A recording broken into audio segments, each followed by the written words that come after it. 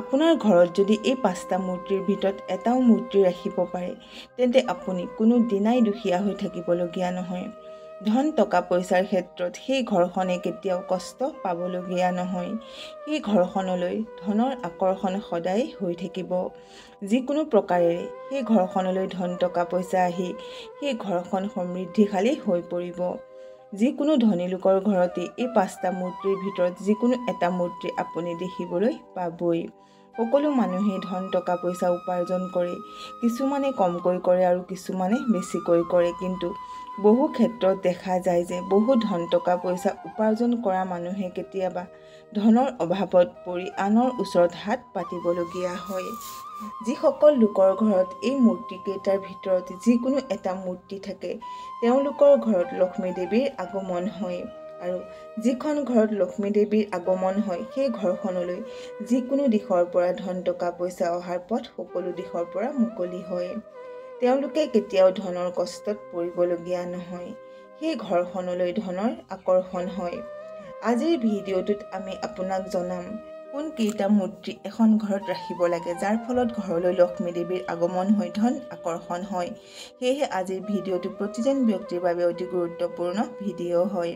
আজিৰ এই ভিডিঅ'টো যদি আপুনি সম্পূৰ্ণকৈ চায় তেন্তে আপুনি ধন টকা পইচাৰ ক্ষেত্ৰত নিশ্চয় উপকৃত হ'ব পাৰিব। যিকোনো এখন ঘৰ সুখী হ'বলৈ বা সমৃদ্ধিশালী হ'বলৈ ধন টকা পইচাৰ অত্যন্ত দৰকাৰ, কাৰণ টকা পইচাৰ অবিহনে কোনো এখন ঘৰ সুখী হ'ব নোৱাৰে। এই পৃথিৱীত কোটিপতিজনেও ধনৰ পিছত দৌৰি ফুৰিছে আৰু দুখীয়াজনেও ধনৰ বাবে হাবাথুৰি খাই ফুৰিছে। ধনৰ অভাৱ নোহোৱাৰ বাবে কোনো এজন লোক কোটিপতি হৈছে আৰু কোনো এজন লোকে দৰিদ্ৰ হৈ আনক হাত পাতিবলগীয়া হৈছে। ধন সৰ্বশ্ৰেষ্ঠ নহ'লেও কিন্তু ধন নহ'লে কোনো এজন লোক সুখী হ'ব নোৱাৰে। এই ধনৰ সুখ সকলোৰে নাথাকে। আচলতে এই ধনৰ সুখ পাবলৈ নিজৰ ঘৰখনত কিছুমান কাম কৰিব লাগে। বাস্তুশাস্ত্ৰ অনুসৰি এখন ঘৰ সুখী হ'বলৈ টকা পইচাৰ লগত জড়িত দেৱী দেৱতাক সন্তুষ্ট কৰিব লাগিব, তেতিয়াহে ধনৰ সুখ পোৱা যায়। সেই ধন সম্বন্ধীয় দেৱতাসকল সন্তুষ্ট নাথাকিলে ঘৰলৈ অহা ধন খুব কম সময়ৰ ভিতৰতে ঘৰৰ পৰা ওলাই যায়। প্ৰিয় বন্ধু বান্ধৱীসকল, তেন্তে জানো আহক ধন টকা পইচাৰ ক্ষেত্ৰত সুখী হ'বলৈ ঘৰৰ কোন কোন স্থানত কি মূৰ্তি ৰখাটো অত্যন্ত আৱশ্যক। কিয় এখন ঘৰলৈ ধন টকা পইচা থকাৰ পিছতো দৰিদ্ৰতা আহে। গোটেই কথাখিনি কোৱাৰ আগতে আপোনাক এটা সৰু অনুৰোধ, যদি আপুনি আমাৰ এই চেনেলটোলৈ নতুনকৈ আহিছে তেন্তে আমাৰ এই ভিডিঅ'টো লাইক কৰি আন 10জনে উপকৃত হ'ব পৰাকৈ ভিডিঅ'টো শ্বেয়াৰ কৰি দিব। আৰু লগতে আপুনি যদি মা লক্ষ্মীৰ ভক্ত হয় তেন্তে কমেণ্ট বক্সত জয় মা লক্ষ্মী বুলি লিখি দিবলৈ পাহৰি নাযাব। প্ৰিয় বন্ধু বান্ধৱীসকল, এখন ঘৰৰ পৰা দৰিদ্ৰতা আঁতৰাবলৈ প্ৰথমটো উপায় হৈছে মাতা লক্ষ্মীক সন্তুষ্ট কৰাটো। মাতা লক্ষ্মীক সন্তুষ্ট কৰিব পাৰিলে ঘৰলৈ ধন টকা পইচা আগমন হয় আৰু সেইখন ঘৰ অতি সোনকালে ধনী হৈ পৰে। নাম্বাৰ 1, ভগৱান বিষ্ণুৰ কুৰ্ম অৱতাৰ হৈছে মাতা লক্ষ্মীৰ অতি প্ৰিয়, যি অৱতাৰৰ দ্বাৰা মাতা লক্ষ্মীক পাতালৰ পৰা পুনৰুদ্ধাৰ কৰা হৈছিল। কুৰ্ম অৱতাৰত দেৱতা আৰু দৈত্যৰ সমুদ্ৰ মন্থনত মুখ্য ভূমিকা লৈছিল ভগৱান বিষ্ণুৱে। সেই কুৰ্ম অৱতাৰৰ মূৰ্তি যাৰ ঘৰত থাকিব সেই ঘৰখনলৈ লক্ষ্মী দেৱীৰ আগমন নিশ্চিত হৈ পৰে। মাতা লক্ষ্মীৰ কৃপাত সেইখন ঘৰত ধন টকা পইচাৰ সুখত সুখী হ'ব পাৰে। সেই মূৰ্তি ৰখাৰ কিছুমান সুকীয়া নিয়ম আছে আৰু সেই নিয়মত ৰাখিলে সেইখন ঘৰলৈ কেতিয়াও দৰিদ্ৰতা আহিব নোৱাৰে। যিকোনো দিশত উন্নতি অহাটো নিশ্চিত হৈ পৰে। ঘৰখনলৈ ধনৰ আকৰ্ষণ হৈ সুখ সমৃদ্ধি বৃদ্ধি পায়। আপোনাৰ ঘৰত যেতিয়া কাঁচৰ মূৰ্তি ৰাখিব তেতিয়া কেতিয়াও মাটিৰ কাঁচৰ মূৰ্তি নাৰাখিব। ৰূপ, তাম বা পিতলৰ কাঁচৰ মূৰ্তি ৰাখিব লাগে। ঘৰত কাঁচৰ মূৰ্তি ৰাখিলে উত্তৰ বা পশ্চিম দিশৰ ফালে ৰাখিব লাগে। ঘৰৰ উত্তৰ পশ্চিমত যদি এখন তামৰ বা ধাতুৰ থালত ধাতুৰ কাঁচৰ মূৰ্তি এটা যদি উত্তৰ বা পূব মুৱাকৈ ৰাখি প্ৰতিদিনাই সেই থালত কাঁচটোৰ ঠেংকেইখন ডুবি যোৱাকৈ পানী দি থাকিব পাৰে তেন্তে সেই ঘৰখনলৈ দৰিদ্ৰতা কেতিয়াও আহিব নোৱাৰে। ধন কুবেৰৰ কৃপাত সম্পদশালী হয় সেই ঘৰখন আৰু সেইখন ঘৰৰ সকলো দিশতে উন্নতি হয়। মাতা লক্ষ্মীৰো কৃপা পায় সেইখন ঘৰে। ধনৰ দেৱতা ধনন্তৰী দেৱী সমুদ্ৰ মন্থনৰ দ্বাৰাই উৎপত্তি হৈছিল। মাতা লক্ষ্মীৰ পুনৰ উদ্ধাৰ হৈছিল সমুদ্ৰ মন্থনৰ ফলতেই।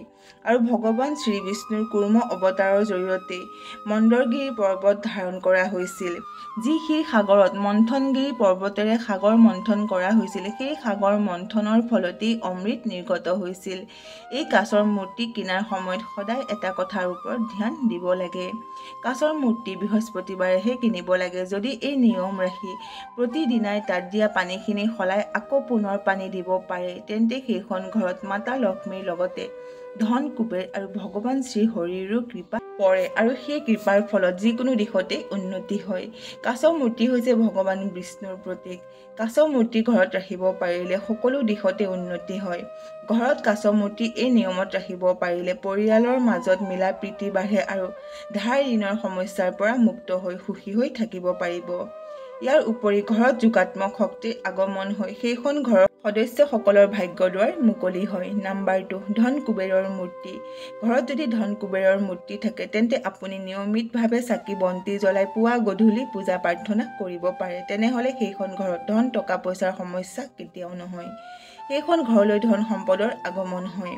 ধনৰ দেৱতা কুবেৰে অষ্টলক্ষ্মী প্ৰাপ্তি হৈছিল। মহাদেৱক সন্তুষ্ট কৰি মহাদেৱৰ কৃপাত অক্ষয় তিথিত মহাদেৱৰ পৰা কুবেৰ দেৱতাই অষ্টলক্ষ্মীৰ প্ৰাপ্তি কৰিছিল। সেয়েহে সেই বৰ অনুসৰি সকলো ধন সম্পদৰ অধিকাৰী হয় কুবেৰদেৱ।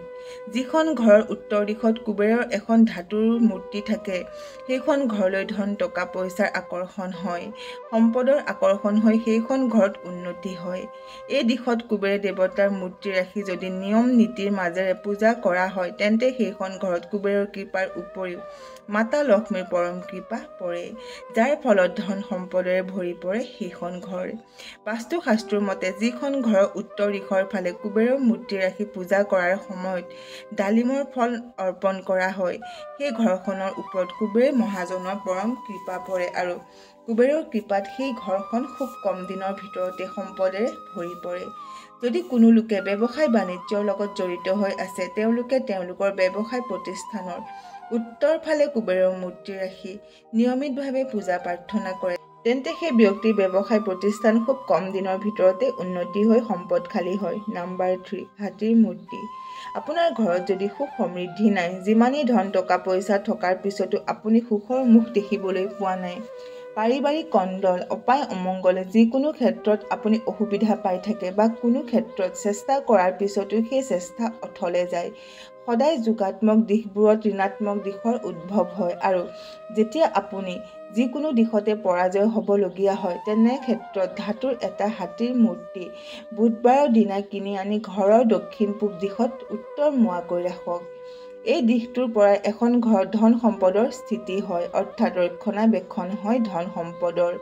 এটা ধাতুৰ হাতীৰ মূৰ্তি কিনি আনি যদি আপুনি এনেকৈ থ'ব পাৰে, তেন্তে আপোনাৰ ঘৰলৈ যি সম্পদ আহিব সেই সম্পদৰ উন্নতি দুগুণ হ'ব। হানি বিঘিনি নোহোৱাকৈ সেই সম্পদৰ পৰা আপুনি লাভৱান হ'ব পাৰিব আৰু ঘৰৰ দক্ষিণ পূব দিশত থকা হাতীৰ মূৰ্তিয়ে ঘৰলৈ সা সম্পদৰ আকৰ্ষণ কৰে। যিসকল ব্যক্তিয়ে উদ্যোগ কল কাৰখানা ইঞ্জিন চালিত যান বাহনৰ ব্যৱসায় বাণিজ্য কৰি আছে, তেওঁলোকে যদি নিজৰ ঘৰত দক্ষিণ পূব মুৱাকৈ উত্তৰ মুখৰ ফালে ধাতুৰ এটা হাতীৰ মূৰ্তি আনি ৰাখিব পাৰে, তেওঁলোকে সেই ব্যৱসায় বাণিজ্যত দুগুণ উন্নতি কৰিব পাৰিব। আপুনি যদি কোনো এনেকুৱা ধৰণৰ ব্যৱসায় বাণিজ্যৰ লগত জড়িত হৈ আছে, তেন্তে এটা হাতীৰ মূৰ্তি কিনি আনি এনেকৈ কৰি চাওক, তেতিয়া নিশ্চয় উপকৃত হোৱাৰ সুযোগ পাব আপুনি। নাম্বাৰ 4, এটা লক্ষ্মীৰ মূৰ্তি। যিখন ঘৰত ধন টকা পইচাৰ অভাৱ অনাটন বেছি হয়, উপাৰ্জন থকাৰ পিছতো সেইখন ঘৰত ধন টকা পইচা নৰয়, অন্ন বস্ত্ৰৰ অভাৱত ভুগিবলগীয়া হয়, লগতে সেই ঘৰখনৰ পৰা যদি অভাৱ অনাটন দূৰ কৰিব বিচৰা হয়, তেন্তে সেই ঘৰখনৰ উত্তৰ পূব দিশত এটা ধাতুৰ লক্ষ্মী দেৱীৰ মূৰ্তি ৰাখি প্ৰতি শুক্ৰবাৰে পুৱা গধূলি পূজা প্ৰাৰ্থনা কৰিব পাৰে, তেন্তে সেই ঘৰখনৰ পৰা দৰিদ্ৰতা একেবাৰে দূৰ হৈ পৰিব। বহু মানুহেই বহু উপাৰ্জন কৰে, কিন্তু সেই উপাৰ্জন যি দিশৰ পৰা আহে তাৰ বিপৰীতে অন্য এটা দিশেৰে ঘৰৰ পৰা বাহিৰ হৈ ওলাই যায়। এনে ক্ষেত্ৰত যদি তেওঁলোকে এই কামটো কৰিব পাৰে, তেন্তে সেই ধন টকা পইচা ৰাখিব পাৰিব আৰু ঘৰখনলৈ ধন টকা পইচা আকৰ্ষণ হ'ব। লক্ষ্মী দেৱী হৈছে ধন টকা পইচাৰ আকৰ্ষণীয় দেৱী। ঘৰৰ উত্তৰ পূব দিশটো হৈছে লক্ষ্মী দেৱীৰ দিশ আৰু ঘৰৰ উত্তৰ পূব কোণটো হৈছে লক্ষ্মী কোণ। যদি আপুনি আপোনাৰ ঘৰত ধনৰ অভাৱ কোনো দিনাই নিবিচাৰে তেন্তে লক্ষ্মী দেৱীৰ এটা সৰু ধাতুৰ মূৰ্তি আনি আপোনাৰ ঘৰৰ উত্তৰ পূব দিশত ৰাখি নিয়মিতভাৱে পূজা অৰ্চনা কৰক। তেতিয়া আপোনাৰ ঘৰলৈ ধন আকৰ্ষণ হ'ব আৰু আপোনাৰ ঘৰত লক্ষ্মীৰ বাস হ'ব। কিন্তু আপুনি লক্ষ্মী দেৱীৰ বহি থকা মূৰ্তিহে ৰাখিব। পদুমৰ ওপৰত বহি থকা লক্ষ্মী দেৱীৰ মূৰ্তি ৰাখিব পাৰিলে বেছি ভাল হয়। বহু লোকে ঘৰত লক্ষ্মী দেৱীৰ মূৰ্তি ৰাখি পূজা প্ৰাৰ্থনা কৰে, কিন্তু কোন স্থানত ৰাখিব লাগে সেই কথা তেওঁলোকে নাজানে। যিকোনো দিশত ৰখাৰ কাৰণে সুফল পোৱাৰ পৰা বঞ্চিত হ'বলগীয়া হয় সেইসকল ব্যক্তি।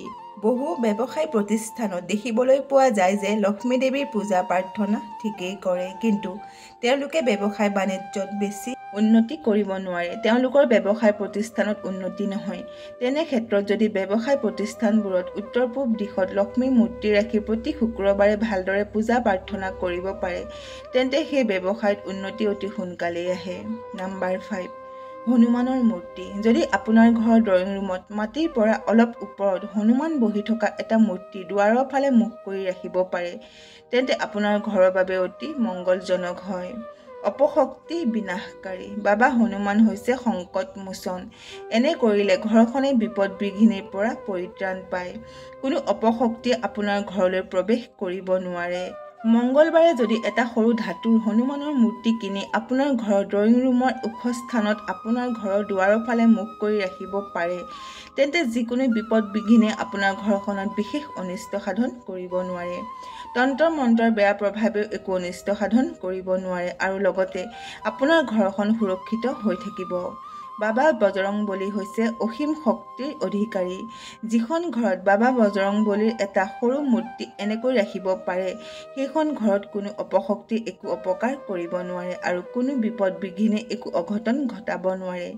প্ৰিয় বন্ধু বান্ধৱীসকল, আপোনাৰ ঘৰত যদি এইসমূহ স্থানত সৰু সৰু মূৰ্তি ৰাখি সময় অনুসৰি নিয়ম নীতিৰ মাজেৰে আপুনি পূজা অৰ্চনা কৰিব পাৰে তেন্তে আপোনাৰ ঘৰখন সুখ সমৃদ্ধি আৰু ধন টকা পইচাৰে সমৃদ্ধিশালী হৈ পৰিব। নিশ্চয় আপুনি এইসমূহ উপায় কৰি উপকৃত হ'ব পাৰিব। আশা কৰিলোঁ আজিৰ এই ভিডিঅ'টো আপোনালোকৰ ভাল লাগিল। যদি ভাল লাগিল তেন্তে আমাৰ এই চেনেলটো লাইক কৰক, শ্বেয়াৰ কৰক আৰু লগতে আমাৰ এই চেনেলটো ছাবস্ক্ৰাইব কৰি দিয়ক। আজিলৈ ইমানেই। শুনি থাকক জ্ঞানৰ গংগা।